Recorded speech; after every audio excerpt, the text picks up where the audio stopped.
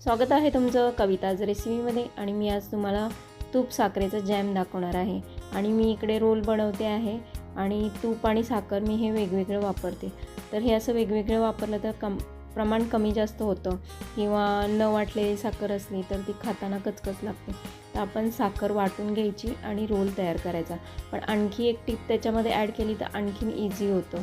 तर मी इकडे जॅम तयार केलेला आहे। तो कसा तयार केला तर मी साखर वाटलेली घेतली, त्याच्यामध्ये वेलची पण वाटून घेतली आणि ती एका छोट्या भरणीमध्ये भरून घेतली आणि त्याच्यामध्ये वितळलेलं तूप ओतलं आणि अगदी पटकन तयार झाला हा साखर तुपाचा जॅम।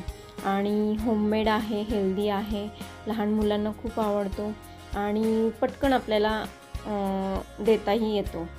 जसं की आपल्याला टिफिनला रोल द्यायचं आहे किंवा लहान मुलांना एखादी भाजी आवडत नसेल तर आपण घरात तयार केलेला जॅम देऊ शकतो।